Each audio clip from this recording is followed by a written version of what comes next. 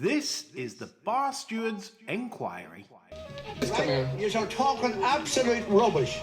Absolute rubbish. In what way? You were an underachiever in life. I saved your bacon one time. You were gone. You handled that well. I couldn't save you. But you did the right thing. But that's why you don't know anything about racing, John. I didn't say I do. Right? I'm saying that. What have you contributed to racing? You're one of these take-out merchants. Take out all you can. Good afternoon or good evening, wherever you may be in the world. It's Lee Keys of the Bar Stewards Enquiry Sunday Sermon. Yes, it's that time of week again. And joining me to chew the fat of all the big racing this week is a Mr. John Leng and Chris Lorne Malvo. Good evening, gentlemen. Hello, everyone. Unless you've been living under a rock, you'll see that this weekend's probably one of the most fabulously star-listed racing that we can produce. Whether you think it a starry weekend, well, that's another matter. But we're going to tackle some racing stuff now for you. John, I thought to shorten this down because obviously we've got Thursday, Friday, Saturday and Sunday. We could probably do an hour and a half going through everything with a tooth comb. So what I thought I'd do is I want your best taking points from all the action this weekend in terms, that some of the big races. Thursday, obviously, Ledger opening day. We didn't cover it on the podcast. That was our interest. We decided to cover Friday and Saturday. Thursday's probably not a day, really, that you can get excited about, really, in terms of quality. You've got a couple of Group 2s. You've got a big sales race. Santorini Star won the Park Hill. The thing I took from the sales race was the fact that Brussels is an absolute goner. I was so disappointed with the state of him down at the start. He looked like that Ledger winner that's suicidal now. Continuous. He reminded me of Continuous down at the start. I thought it was a shocking state. I'm surprised how well he ran, to be honest. I think that foray to Newmarket and doing the quarter horse sectionals absolutely floored him. We'll come on to what we think of the 2-year-olds and, of course, 3-year-olds in a bit. Thursday, I've got nothing really to take out today.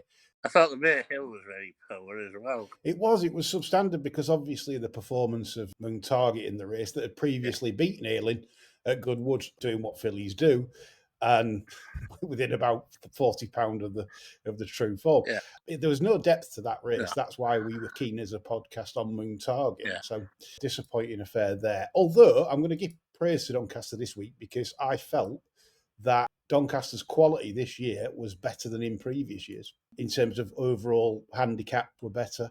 The listed races and things like that, they all seem pretty competitive. And without being waxing lyrical, I did feel that they've ended up with a fairly good meeting overall.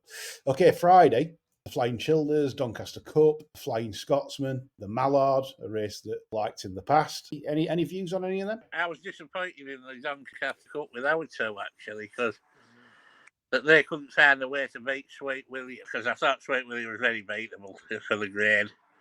And I did hope that them two would have a bit more potential at the trip. But sadly not. Beaten on merit. I have a couple of opinions on Thursday. Very pleased with the podcast that we tipped up Abby Jenner to win the Scotsman, and Jack Keane on Ankler. So anyone following the podcast might have done a Dick Davis there, especially when we've got two strong opinions on the race. The Flying Childers, I think the winner, Revival Power, it's a different sex, but like an Art Power kind of type horse for Tim next year. Yeah, I think this horse has got it. It's just come alive. And to be honest, this is how Tim used to train. It won on debut, so if one of Tim's wins on debut, they must be all right. Foolishly, they probably went to Royal Ascot, which many do, and then it came back to form in that valuable conditions race at Goodwood, running second, and then since then. It's absolutely took off. Amazing pace in its races. And I think this is a nice horse for next year Tim's got if he doesn't ruin it. What was the other take from the day? It was that, as like we do racing reviews, I think it's important sometimes to maybe get some anti-purse bets going. And I cannot understand for the life of me why Pendragon is available at 10-1 for the Says. That's a big price if he runs the 3-1 maximum for me. And the thing is if he doesn't get in the race, for whatever reason, money back. It's money back anyway. And I cannot see the bullfighter turning down the prospect of running in a handicap of 97 when, quite simply, the handicapper's going to take this performance because he's going to rate Sweet William at 115. he's going to put Pendragon up probably £8 to £9 for that setting. So we're talking 106 in future for Pendragon. So I would say that's a very tasty bet, around 10 to 1 for the says. So that was my takes on Friday. We go to Saturday now, which some will call Super Saturday. Yeah, right. We were sick because, again, as a pod, we put up cash. Yeah. And I'm afraid the favourite was too well Yes, injured. that was a problem there. I think we certainly need some bet out. We were just a bit unlucky we ran into one. Yeah, for sure. The wind up has certainly improved that one. Going on to the Champagne Stakes, I was very underwhelmed with this contest. Juan pulled ridiculously hard. I've never thought Puerto Rico is going to be the real deal. Things can change, but his form, beaten by Koppel, I don't think this is his top class form at all. Your thoughts on that? I think it can win that farm entirely. I don't see any future in taking much notice of how that's turned out itself. No. Park Stakes, I thought were impressive from Marvelman, but I've got this very strong feeling that he's beat Absolute Geese. I'd agree with that entirely, yeah. If we'd have talked about beating audience after its locking season, we'd have been saying that's top class, but that horse has been rubbish all season. Yeah. So I can't have that as like top class form at all. And now it comes on to the big one. And there's quite a few talking points on the ledger. We've had some questions on it. So I tell you what, I'm going to do some ledger questions before we come on to previewing it.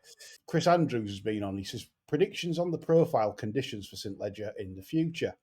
Bring in the older horses per island. Establish staging posts for cup horses the following season. I don't think you'll like that idea, John. I don't fancy the older horses. I think letting Gelding is going to be a decent idea. Yeah, because as we know, there's many 3-year-olds that are quite talented, as in Amalok, that's ran second in the Irish Ledger this afternoon. That would have gone in the Ledger, and probably watching the Irish Ledger, I think it probably would have won the St. Ledger, to be honest. But yeah, that's how I see that. I totally agree with you on that. You can't bring in the older horses. If you're calling it a classic, I'd entertain the idea of bringing in Geldings. Yeah, maybe to just the Ledger, just to revive the Ledger. It's that kind of race now where trainers, how many runners did the UK produce in it? 2, wasn't it? Was it 3? 3, I think, yeah. Unbelievable. We all moan at Aidan and we all say, well, but if it wasn't for him sending his over and carrots to me, the race would have been an absolute farce. We'd have been talking about probably first 2 or 3 runner classic. Can you remember in your lifetime a 2 or 3 runner classic? Yeah, we used to have them back in the 1700s when they were racing with 2 chickens and that. But... Yeah, exactly. So, Chris, thanks for your point of view, but that's how we see it. Roscoe says, Ledger meeting personally for him, the flat is over when this meeting starts and the rain falls. All known form is questionable, bad results, and also having a quick float up for next season. Roll on the proper all-weather stuff. Don't mention Cheltenham. Fair point. I don't mind the winter all-weather stuff. There's a lot of scrap, but Kempton put on some decent novice races and stuff like that, and decent handicaps. The all-weather series is quite okay, like building up to all-weather Champions Day. So I don't mind it. It's whatever floats your boat, I suppose. It's all the class sixes. Kempton just about stops right walking into the sea, I think. Yeah, it does. Good old Kempton. Then they'll go and sell that, won't they? So the Ledger itself, Scandinavia won the race. Rahib was second. Stay True was third. This now puts a huge sort of question mark on the 3-year-old runners this year. I mean, the Derby form's been knocked. Field of Gold's not beating older runner. The Derby form's like just not much cop, really. So that's Lambourne, pretty well beaten in Ledger, to be fair. Stay True's ran a promising race, probably still lacks experience, probably doesn't need 1 mile and 3/4 at this stage of his life. But for Rahib to finish second, John, a mark of 105 he'd been allotted prior to this. What rating would you give the winner? Well, I think I'd probably stick him at 108. I'd be about 110, I think, for that. These inflated ratings are bonkers. I don't know why we do it. It's if it's to mask the decline of the actual generations of horses coming through, which seems to be year upon year. As we're going to talk about Leopardstown now, and I think we'll come straight on to the Irish Champ, it bears that out. The fact that we're calling Delacroix has to be called the best 3-year-old in Europe at the moment. Yeah. He's proven there. He's beaten 2 solid yardsticks. The third came here in good form, Royal Champion. And Mart, it usually gives his running, and he's a solid animal. Yeah. So I would say Delacroix is the best horse we have got. Yeah. So, what did you make of the champion? I thought Delacour put up a good performance. He's probably head and shoulders above the rest of the 3-year-olds, really. Yeah. Are you worried, John, about like the sort of last probably couple of crops of 3-year-olds? Yeah, they've been shit. Yeah. I'm not over enamoured with 2-year-olds so far this year. No, and we'll obviously come on to that and we'll go through the key two Curragh races as well to come up. That's the National and the Moyglare. And I will give you my views. The KPMG Juvenile, it isn't a Group 1, but Benvenuto Cello didn't have much to beat. Boy, was he impressive. Yeah. I like him a lot. He's a super horse for next year. I'm hoping that he can restore my faith in the 3-year-olds next year when they step him up in trip. At the minute, he's the big up, isn't he? Yeah, he looks impressive. I think you can get 3-1 for the Futurity. Now, I would say, this is my opinion, I think 3-1 is a big price because when I look down the runners, there's nothing really that solid against him that's going to run in that, especially from the Coolmore yard. And I think could even be odds on day if race cuts up. And I think 3-1 is big. I believe with Denise, and I think that is a very, very good play. So hopefully, if you're listening to some anti-post bets, we've given you Pendragon at 10s for the Says, and we've given you Benvenuto Cellini at 3-1 for the Futurity.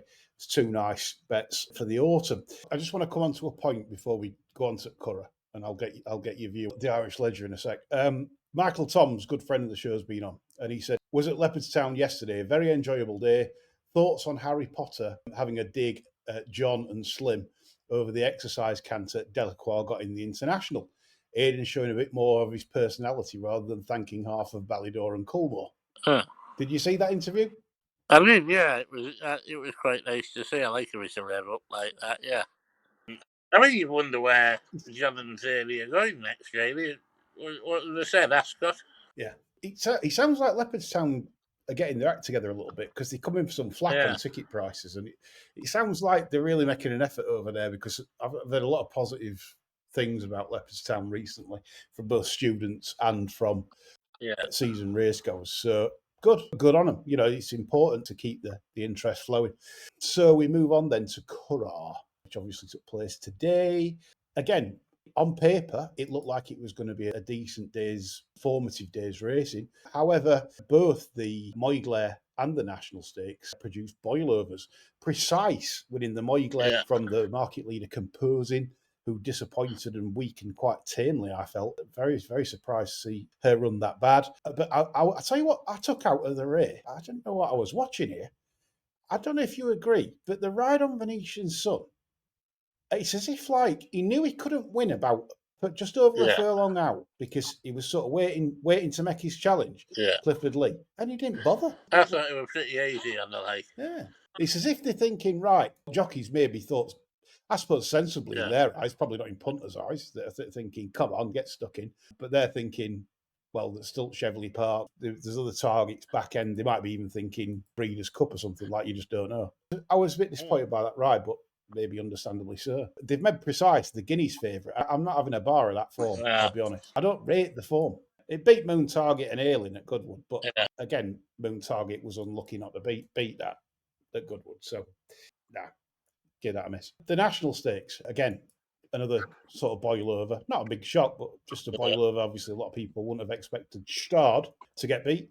Nevertheless, it did by Eves Johnson Houghton's Zavateri. Now, at the face of it, looks a disappointing performance from the runner-up, who I tagged as the potential Dewhurst winner.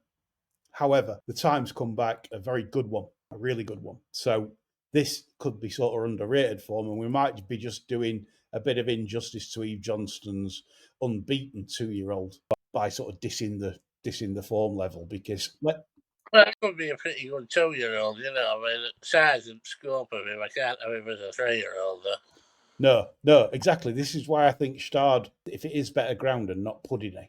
I mean, there's Exceed and Excel on Dam side. He's won on fast ground at Royal Ascot. If it just rides a bit better at the Dewhurst, I think it might help the price of him in the Dewhurst, and I think he's the one still to beat. Yes.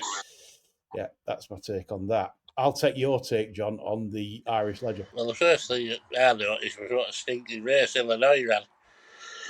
It was horse I and I hoped for this year after he won at Chester. I thought he looked fantastic that day. And made as good a progress as I'd ever seen from a 3-year-old to 4 years. Basically, he's just gone further and further backwards. That was mystifyingly bad today. Yeah, he was in trouble a long way out as well. 6 furlongs out in Ennis. Goat.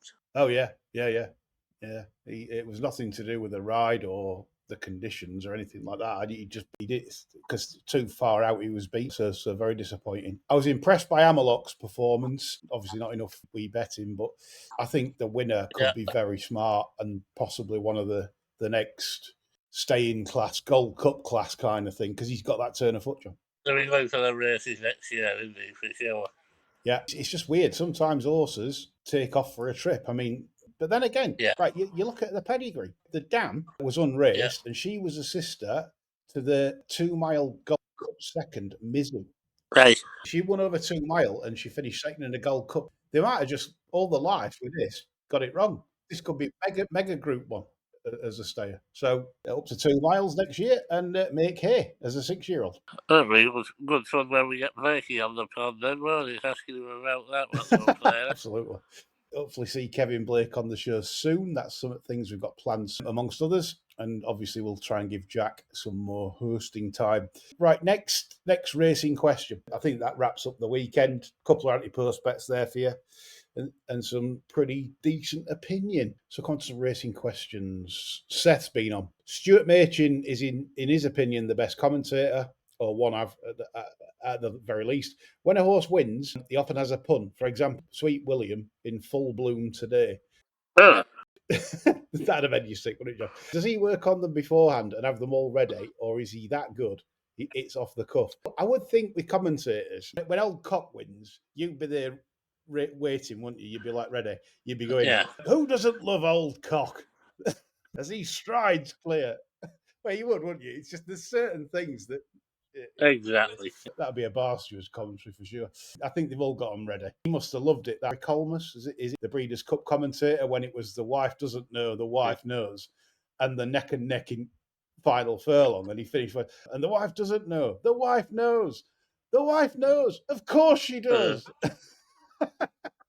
He must have been waiting for them two to run against each other and be in a finish. You sounded like SJ there when you were saying that. Oh, hello! Yes, hello. Pleased to be here. And here's a friend of the show, bookmaker, on-course bookmaker. Yes. Hopefully we'll get him on as well. If he wants to come on Stephen Derbyshire, you know where I am. And Jackie's for that matter. Jack will take your calls. Jason Ayres. Imagine you've gone to York intending to lump on a cast iron favourite in a big race. However, in the last 20 minutes, it drifts like crazy from around 5-4 out to about 6-1. It looks fine in the paddock, but something might be clearly afoot. What do you do? Yeah. These days, I'm in a certain position where I'm not desperate to get involved, and if I think it stinks, I'm out. In the words of Duncan Bannatyne, I don't need to camp. Let's say you're backing Glory, you definitely put you off. I'm still have a bit off. Okay. I definitely cut down because it's suicide, isn't it? You know, I mean, there's somebody out there knows more than you.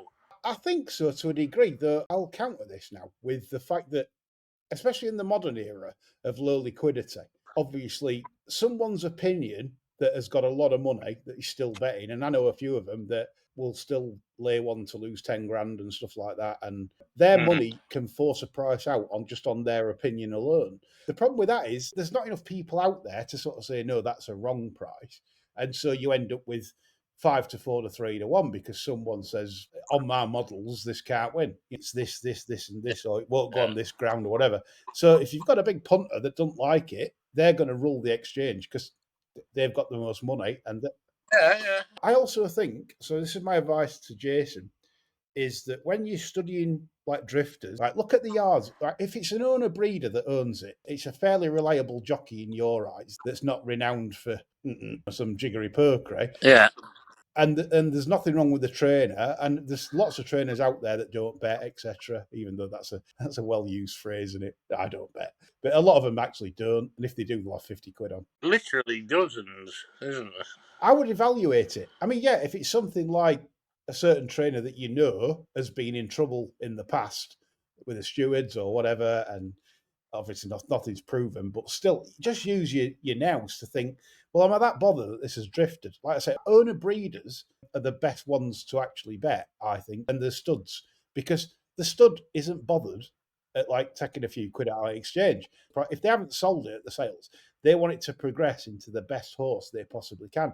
So it's absolutely folly to just take a few fucking £100 out on the machine, which, I mean, you can't get much out of it now unless you're a short price. So drifters, I think it's more opinion, and it's probably shrewd opinion. So maybe, like John says, it's something that probably you haven't picked up on and don't know, but at the same time, they might have over-egged it and overplayed their angle, which is why you get drifts. Whoever's got the most money will control the markets, as we see in the real world. Roscoe's second question today. Okay, Roscoe. The race fixer. I know who it is. Yes, of course. But again, there's no point me saying on air who it is.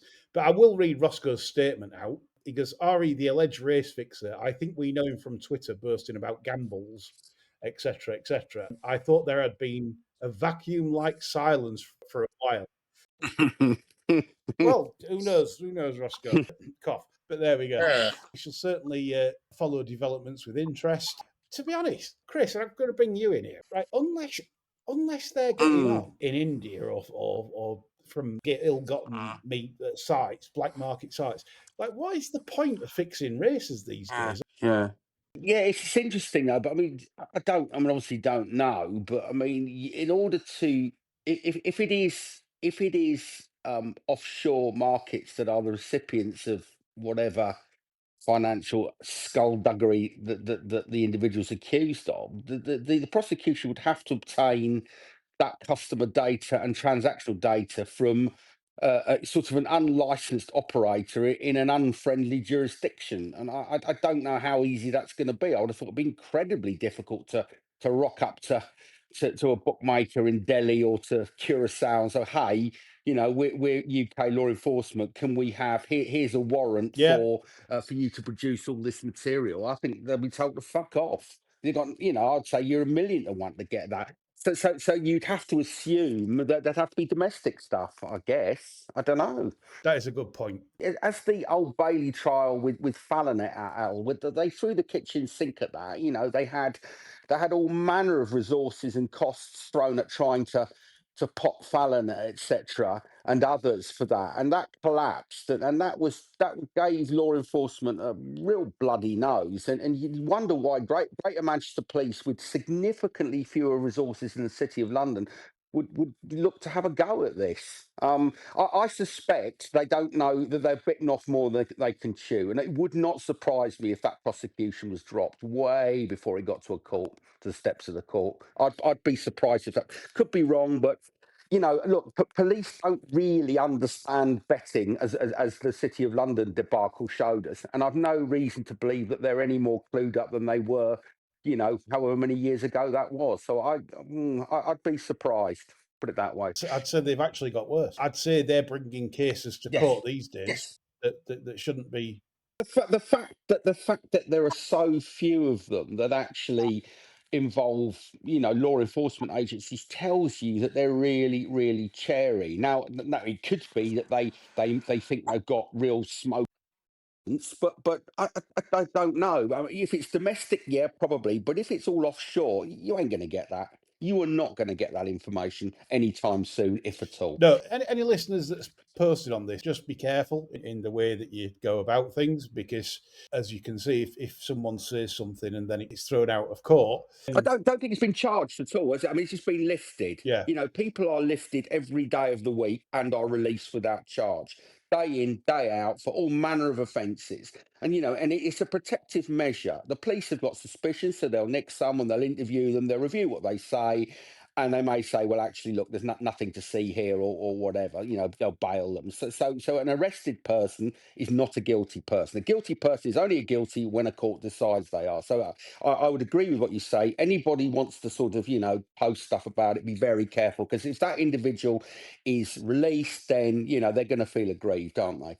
Well, yeah, then you're basically buying to rights and Yeah, you just, there's no point. What's the value of saying, "Oh, I know who it is"? Yeah, well, so what? There are lots of rumours about knowing people who it is. People think they know that they may well be right, and I'm sure they are. But look, let the process. Let's follow the process and leave them yeah. alone. Roscoe, I get your point totally, and yep, I think we all do know, but at the point, it's not worth really pursuing until legal due process has taken place.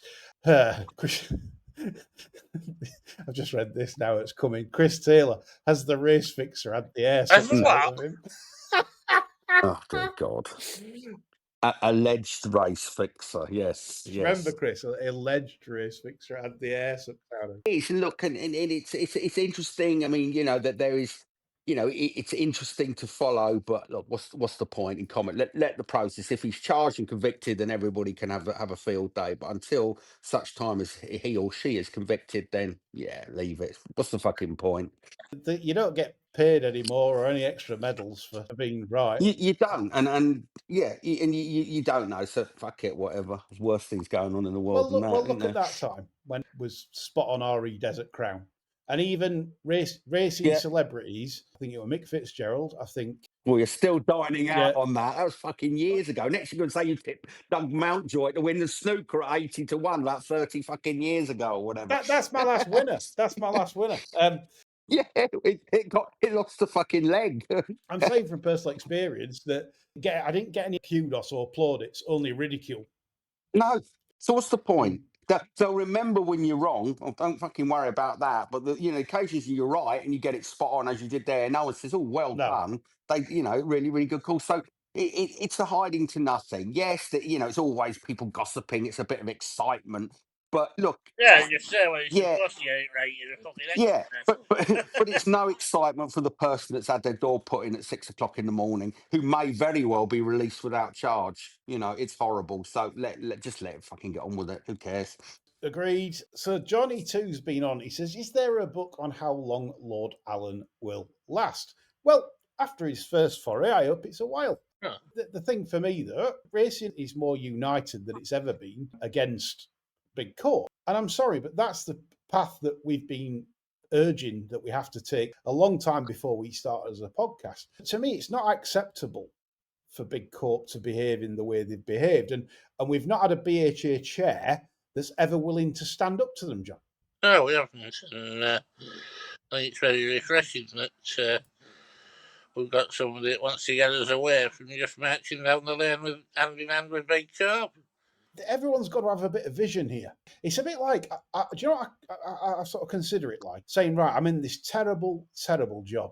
There's going to be absolutely no opportunities for upgrades in my job position. Yeah. But it's paying my bills and I can just get by, just literally get by on it. Yeah. No one ever has courage, no person in the land has courage to say, no, I'm going to take this job that's on less money, right? Because there's more promotion prospects and I'm going to suffer in the short term to be better off in the long term. That's the analogy here. Yeah. My take on this is Big Corp aren't interested in taking online bets on horse racing. I don't care what anyone says. But how have we got here, John? Right? The industry, instead of paying ambassadors and bloggers and shit apes right across the industry, why don't they employ odds compilers? It's that simple. Just employ really good odds. Well, that's it. But they're not going to, are they? Because they're not interested. Yeah, that's the top and bottom of it, isn't it? If you're not interested, why would you invest 200 grand a year and get the creme de la creme of odds compilers? You're not going to do it, are you? You're just going to get someone to stick some numbers up, see who bets into the markets overnight, and there you are. You've had your market form for But you. William Hill will pay 80 to 100 grand for Nick Lowe. What's he going to say for him? Yeah, true enough. How about this for an argument? So they moan about like pricing overnight and people taking advantage of overnight pricing. So why do it? Right, that's the first thing. Right. Yeah. Second why bother? thing is, well, we know why. If you're odds compilers, I'm not going to beat most people overnight, right? Even me as an odds compiler, right? Overnighters will have me. But currently, promo here, we're over 40% ROI on our early bird service. Why? Because the odds compilers are that shit. So if the odds compilers were better and then the overnight margin was 20%, you've just saved 20% payouts on your business. So when they're going about optimizing, You're right, but you can make that saving by restricting people overnight to £6 a bet. You know that's the way they do it, don't they? They'll take some money, but to pennies, and there it is. There's your market for your 9 o'clock, and you can get that for a couple of grand overall, can't you? I'd be interested to know what the markup is that they lose overnight, like as loss leaders, right? Because again, this is the thing where you get somebody like 6 me's in there, right? Then you're going to lose what you're currently losing. So Yeah, true. Yeah, I get it. If you're not interested in the product, you don't care, do you? well, and that's it. So that's proof there. They're not interested in the Mm. product. They're not interested, Mm. and this is proof. I had some people do some work on this, and a friendly chap has messaged me this week. Industry insider, I'm going to call him. Everyone seems to do that. Industry insider. You only want to call them industry insiders if you've Yeah, made them up. that's it. Yes. Journalistic shorthand, isn't Yeah, it? maybe I'm making this up, right? But maybe I'm not. Cut a long story short, that it's every pound stake for every pound won, right, from the bookmaker, right, £1.50 has to be staked on slots. That's the margin. That doesn't mean to say it's the margin percentages on the products. It means you're mainly dealing with, sorry to say it, gamblers that are not controlled in their betting. So that's the stats on the slots. Yeah. So, for example, could be Entain, Flutter, whoever. £1.50 is stake, they've won £1 on online casino. Racing is £5.50. So you get why they're not interested. Right. Yeah, you can get that. And if we're going about racing tax, they're all moaning and screaming, absolutely screaming into the abyss. For example, on tax comparison, a land-based casino would pay £281,935,500 based on Entain's pre-tax profit for iGaming in 2024, which was 565 million. That's what a land-based casino would pay for the same winnings, right? Online casinos pay 124,685,000 in duty and levy. I'm sorry, but that's shit. You can't have that because a land-based casino's got massive overheads in comparison to online. I don't buy this at all. So they can all fuck off moaning and screaming. They can pay some more duty, deliver harm solutions to people with genuine need, and stop fucking over sharp punters that are trying to get bets on. Because you've killed a product, you've killed an absolute industry because of your own greed. Stop dressing it up. Can't have it. So angry with them. Racing needs to distance itself from online casino, get a better future by looking at alternative funding as well as working with online bookmakers if they're still interested. If they're not, then they won't anyway. But there's no point in this deal going forwards because we're going to see our game retard further. Chris, I'll come to you. Do you disagree with any of that? No, I agree with it entirely. I mean, I think for racing does not sit naturally with online casino products. I mean, it's mad. Everybody with a brain can see that it's an artificial joining of two quite disparate products. It's like trying to ally beans on toast with fucking 3-star Michelin dining. They're just chalk and cheese, aren't I'm they? pissed off you've mentioned beans on toast. There'll be questions on beans on toast next week now. Oh no! This is what they Please do. God, what's your favourite sort of beans? You like Cross and Blackmore, Heinz? Yeah, fuck off. Who cares? This is what they'll do. They're varmints. They do. They listen for this sort Yeah. of rubbish, don't they? And they see an opportunity and they bang straight there. Honestly, chink of light. Positive news for you Twig Hopper fans. Cheap Windsor tickets, £55 for 4 jump meetings is a very reasonable offer. They don't do jumps at Windsor, do they? Yeah, They do now. 55 quid and there's nothing there. Yeah. 4 jumps at meetings. That's not bad at all. Okay. Fair enough, isn't it? That's good. Yeah, that is good. That's fair enough, isn't it? In follow on for the last topic before we come on to the funnies, or you might think this is the worst part of the show coming up, but Grumpy Punter makes a very good point here. Why are the lotteries, both national and postcode, and the hundreds of other charity ones, given a pass when it comes to gambling harm? National Lottery website is full of slots he's right. with £100 of deposit limits freely available and are way more addictive than racing, which has restrictions galore. So I didn't know that. So the National Lottery has slots. He's right. Because it's just a bit of fun, isn't it? And it's all for a good cause. Just a bit of fun. If you dress it as that, That's it. Racing's good cause. Yeah, just a bit of fun. It's all for a good cause, yeah. Do you know the narrative how they swing it? And this is a lot of people that don't have an interest in horse racing. It's the fact, it's rich people. Why are we helping rich people? Yeah. And it's all crooked anyway. It's all crooked. It's crooked anyway. Bookmakers know all the results in advance. But Fred Doan has the results sent to him, the night before. Yeah. That's true, that is. Yeah. watched Peaky Blinders and Billy Kimber fixing race. Oh yeah, yeah. It's just like the real thing. That is. Yeah, yeah, yeah. But you're right. It's how they spin it. This will bring John to life. I can sense John's fed up of racing at the moment. He's flagging. The best name in racing, Steve Mustard. That's the best tweet. You know, like when you sell number plates on, if you like Steve Mustard. Steve what? Steve Mustard. Oh, right, yeah. Yes, mustard, as in Coleman's. Yes. Yeah. You were on Partridge, weren't you? You remember that? Yeah. Yes, I do. I do. When he wheels Very disabled good. her, so I had a way to speak to her. Anyway, go and chat to someone else. Is D. John Mustard any relation to D. Wayne Lewis? Might be. It could be, yeah, Well, D. could be, John. couldn't it? Mr. D. John. Actually, I Yeah. like that one. John, Yeah. you've cut me a better Twitter name. It doesn't beat Nelson Bunker Hunt, though, does it, Yeah. John? It's the best name ever. Yeah. Absolutely No, not. that's Yeah. Premier League. Nelson Bunker Hunt. Wow. John wins it for me. I'm going to say, if anyone wants to burn a Twitter account, D. John Mustard. I like that. I do like that Yeah, a lot. we Anyway, like that. forget the St. Ledger. Who was the best Sherlock Holmes? Farrell Rathbone, Peter Cushing, Jeremy Brett, any other contenders? Well, for my sins, I've preferred Benedict Cumberbatch, Oh. whatever they call him. That's just heresy. In that Oh, race. heresy, that is. Well, I think the thing was, Mm. Una Stubbs swung it for me as a little mini Yeah, downstairs. Mrs. Hudson. Mrs. Hudson. Yeah. That's right. Yes. Yes, I recall. You Because like right that, up didn't to turning 80 and no Una. Yeah, I'm going to say you've always had a thing for her, John. He has. Yeah. He'd fucking pay her. No rent this week, Mr. Holmes. No fucking go Yeah. over the table. Yeah. Yeah. Fucking have some of that. Yeah. Charming. The porno radio shit. Jeremy Brett, different gear. He's a furlong clear, Jeremy Brett, I think. Well, that was going to be my answer, so you stole my thunder there. And Yeah. you're right in what you say. Sorry about that. Yep, Jeremy Brett is the Yes, best one. I am.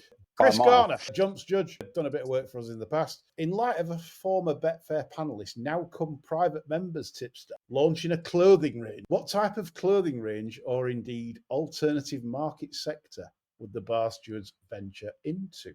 Designer incontinence Yeah, pants. tenner. Yeah. Well, given our audience, as I've said this on previous shows, 95% over 45. Yes. Yeah.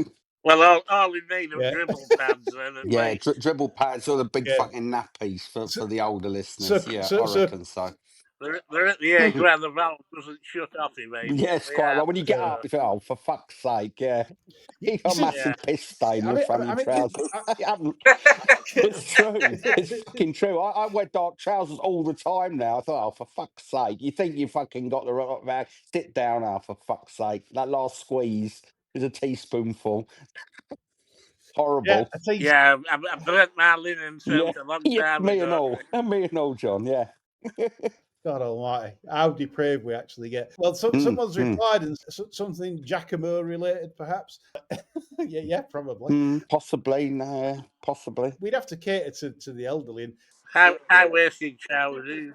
Yes. Them socks with loose elastic in the top as well. Oh, yes, yes, So yes. you don't get the ridges in your legs because that can cause thrombosis That's nowadays. right. Yeah. Oh, We used to yeah, be yeah. at the time in the small ad section, Sunday Express, high-waisted trousers. You've just said, John.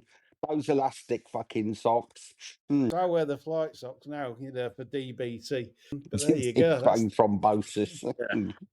I was saying replying to Chris Garner that it's frustrating for me because if I've got 95% of my listeners that's over 45, I can't do no funky soundtracks, great jingles. I have to do the old, mostly classics. Bullshit. Yeah, Holiday camp sort of stuff, Freddie and the Dreamers. Awful. You'd have better soundtracks, but I can't do it. Jess has vetoed me all the time. No, you can't do that. They'll not even understand what's going on. Yeah, we all like Doris Day. We want drill tracks. That's what we want. UK drill. That's what we want as our soundtrack. But our listenership won't appreciate, urban rap, will they? That's the problem. Chris Andrews has been on again. Bar stewards have their own Sergeant Wilson. Is that referring to you, John? No, minutiae, isn't it? That's what he means. Fucking Sergeant Wilson, isn't it? That's what he means. Who else in racing should be in a Dad's Army remake? Oh, dear, right. That took me by surprise. That Yeah, has. well, any bloodstock agent would be Private Walker, Spivvies. That's what you. So name your bloodstock agent. That could be your Private Walker, I think. Yeah, there's one for Alex Ellis, isn't it? Yeah, trying to have you over. Yeah, God knows. Dad's Army. I haven't watched that for ages. It's tremendous, though, isn't it? It's not. It's not outright funny, is it? But you smile at it. It gives you a warm feeling. It's like tea and crackers, isn't it? And the cheese on. It's like a warm hug. It's very well written. Again, a lot of writers back then Yes, were it far is. superior to the ones that we have today. Because BBC commissioning editors weren't interested in, you know, whether it's politically correct or whatever. They took a view: is it funny? Will people watch it? Yes, we'll have that, and that's it. They were given a chance. You know, writers were given a chance to, you know, to write decent quality sitcoms and plays. Now they don't. It's like, does it fit the narrative? Is it, you know, who will it offend? Or well, we can't commission that. Yeah, this is it. Yeah. That's why we end up with a load of reality bollocks, isn't it? True enough. Yeah, that's bang on. Rap podcast been on, Pete. Have you ever hated someone so much that you hope they get hit by a bus full of necrophiliacs, so that death is only the Yes. beginning of their bad day? Interesting question. 'cause Definitely. It's a very good question. But Mm. what I will say, I don't like to think like that at any point, because I always think it's like mental health stuff, negativity, blah, blah, blah. However, there are certain instances this year as well where I've had certain thoughts about certain people. Yeah. Yeah. Yeah. 100%. Leave it at that. Yeah, without a doubt. Yeah. Yeah, I'd leave it at that from my point of view. John? I'm just all sweetness and light. I He couldn't is. possibly think of anybody else. He's high as a else, kite. I reckon he's on the gear. Don't you? What do you reckon, Lee? Do you reckon he's on something? He's fucking so No, he's talking bollocks because most week he's Yeah. wanting to shoot some cunt. He's wanting to Yes, take him out. he- like, he fuck, is. you know. Yeah. He is. I reckon he's on the old fucking CBD, isn't he, or whatever. John wants his insurance policy though, so he don't have to do any time. So it'd have to be like 2 weeks to live. What I'd say is like, Oh dear if God. John's got 2 weeks to live, if you've upset him, I'd go away for a bit. Yeah. Yeah, there you go. Oh yeah, I mean, if I get plenty of notice, I guarantee it's in the post for quite a few fuckers. Well, fair enough. Fair enough. Yeah. The older you get, the more cynical you get, and obviously, I mean, I do think social media is bad in the main because I don't. Mm-hmm. Even though it's like got us our sort of like podcast doing what it does, apart from that, the shit you have to take, it's like not exactly. 5 million deaths set against this podcast never having serviced. Yeah. Oh yes. There you go. Yeah, it's fair play. Yeah. Swings and roundabouts, Right. isn't it? 3 to go. I might ask Chris a cult question. I don't know. Following on from last week's animation theme, this is from Johnny 2 again. The 2 questions. Right. Who was your favourite cartoon character as a child? He always liked Top Cat and Foghorn Leghorn. Character for me. Very good. I'll give you my favourite. It was Skeletor, Eddie Man. Don't you like Skeletor, did you? Yeah, Wow. he's fucking great. Why? What's it about Skeletor? Well, he's always plotting, isn't he, to like get into Grayskull, and all his plots come undone all the time. Like he's like the worst plotter. And he has bad luck as well, and it reminds me of me. Yeah, fucking Skeletor. For all your best intentions. Yeah. So that for me. Yes. What would be yours, Chris? Well, I don't know. I mean, if you want bad plotters, I mean, if you remember the Smurfs, right, the 80s or the 70s one, had Gargamel, and he was always plotting to kill the Smurfs and was always thwarted. So that was similar. But there was a character in a 3 series. I think it was in the early 70s. So it was repeated throughout the 1970s, called "Wait Till Your Father Gets Home." Right? And I remember that. Oh, I remember that. Yeah. Wait till your father gets home. Exactly. And it was a nice piece of social commentary. Sort of exasperated middle-aged father that was like much like ourselves, trying to keep up with the changing society. And he had a next-door neighbour called Ralph Kane, who was a paranoid militia man, who was sort of like right-wing extremist. And he was quite, he's quite a funny character in that. But I think you can get him on YouTube. So anyone wants to see it, Wait Till Your Father Gets Home. It's a really, really cleverly written piece of animation, I think. I've seen it. I'm Good. a proud one. Yeah. John, what is yours? Spook in Top Cat's gag, because that'll never be a character Spook. again. No, Spook. He's great. He was absolutely God. great. Yeah. Was he the hipster? Was he the one that spoke kind of jive talk? There was one in there because there was fans. Yeah. That's it. Yeah, spoke. Yeah, it was like the smoke. Yeah, Daddy-O, yeah. Yeah, that was good, yeah. Fancy and Chooch were the others, weren't they? They were good. Yeah, I said there'll never be another smoke No, though, will no, there? no, So, we're living more enlightened times now, but yes, yeah, it yeah. was good stuff, that was, yeah.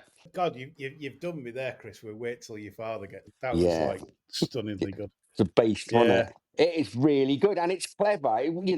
There was a bit of social commentary because the guy his life was, society was changing. His kids were all hippies. He didn't understand. I think he worked he was a restaurant supplied gear to restaurants, and he was just all at sea, wasn't he? And it was how society was changing from the 60s, 70s, and the guy just could not cope. But it was really funny, but also quite a nice piece of social commentary. So, for anyone who hasn't seen it, it's worth a spin. Yeah, I think Married with Children might have been written on the back of that. Oh, that's a masterpiece. Al Oh, Bundy. fucking masterpiece. Yeah, if for some of our younger listeners who may be unfamiliar with, you had Christina Applegate Oof. was the daughter in that. Oh my god, and I remember one scene. He says, right, he's trying to get the car going, and he says, right, okay, leans out the window. He said, right, he comes up from under the hood, and he says, she's sitting by the car. He said, right, turn the car on, honey, and she starts rubbing herself up against it. He said, no, with the keys. That was brilliant, I thought. I can remember he used to sit on the sofa after Kelly. a day at work and just Yeah, sink into the chair. yeah, he And did. both kids Yeah. would come in and go, Dad, and he just used to not even speak to him and just get dollars out of his pocket, like to one, and then dollars to he the other. did. There you go. Money. Yeah.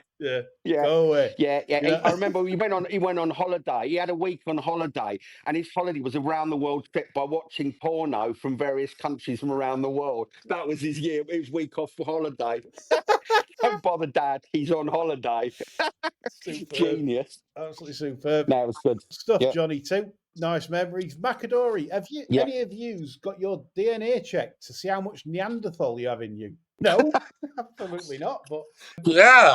Chris, because we do have a little culty talk every now and again. Yes. So, like, the Neanderthals were supposed to exist, and they're the ones that were dominating, like, the human DNA. Am I right? Yes. Yeah. That seemingly, I mean, I think there are things you come by, aren't there? People want to sort of say, "Oh, I'm 0.1% North American Indian," that sort of, because it's quite sort of cool to do. But I read a blog, and you'll love this, but conspiracy theories. Apparently, within human DNA, and we can be blown to pieces here, there are elements within human DNA that are not Homo sapien.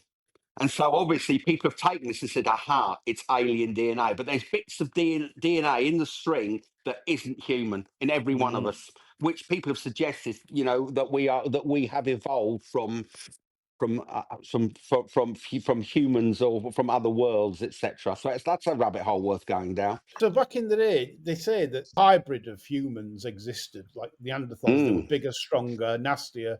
They got teeth. They were too strong for a lot of the more regular human DNA, if you like. And there's evidence to support. And they're in the Bible, the Nephilim, the giants. Yeah. And what made them die out, and then the humans fight back? They were mating with human women, and it weren't, and they weren't compatible. Like basically, the babies were either not born, and so the population died out, and eventually the sort of normal DNA won over because they started to outnumber them again, and that's what happened. And then that's kind of how it played out. It's all interesting, this shit. Obviously, we weren't around back then, but there you go. It's interesting to read. You speak for yourself. Yeah. Well, you could be a porthole traveller. You could be going through portals, Chris. You wouldn't be going through my porthole, I promise you. Not after shit I've just had. Fucking hell. Honestly, all that ice cream. Subscribe to Patreon, and you'll get shit like this on Midweek Madness, like for £9 a month. You will. There you go. What is to lose? And a lot of expert input. Yes. Final question. Tom Livermore, very much in the devil's shat in the camp on licorice all sorts. My dad liked them. I got to try them early and banish them forever. I think licorice all sorts are the Marmite of sweets. It's a very divided topic, this one. So, John, put your case forward on licorice all sorts. I just love them. Much fair. You should be doing spotlights in Racing Purse. You don't feel as though they're actually killing you with sugar because of the licorice content. It's Bertie Bassett, you are. Fucking hell. I bet you got a top hat when you go out. I'd say. No, just Top Gear. Top Gear, yeah. I love the blue ones with the little beads on, yeah. Ooh, aniseed Fantastic. they are. Good mouthfeel, you know? They're fucking revolting. They're revolting. Every single licorice also is revolting. Licorice is filth. Oh, it's just barely edible. I hate them. That's the only, and I love confections. You know, I love sweets, as I demonstrated when we went on our all expenses paid trip to Thirsk. It Oh, was you do? beautiful. Yeah. Yeah, I love I- sweets, but not licorice. God no. Sweets are just the best. You can go through everything: cola cubes, pineapple cubes, Yeah. bonbons, cola Mm, bottles, pink shrimps, fried eggs, yeah. UFOs. And the sea Yeah, Oh twists. no, please. God no. Fruit salad chews. yeah. Part you 5 a day, along with chocolate orange. Yeah. Blackjack. Ah, Ooh, no, not blackjack. Ooh, horrible. you can see John's got a very licorice angle, can't you? He has. Yeah, he has. He likes all that. Honey crack Yeah. cake. In fact, cakes like Scotch flies in them, isn't it? Or are they raisins or something? I think Yes. after this madness, we'll wrap it up. Being fun to do. Apologise for any sound quality this week. Sometimes we do get it. It depends where various parts of the country we all are at a particular time, and sometimes it doesn't always come across that good. But hope you've enjoyed the show and got plenty from it. You've had anti-purse bets. Don't forget to support us on Patreon. As always, we need you to help buy John some more bags of licorice, all sorts. That's all from us. Mm. Bye for now.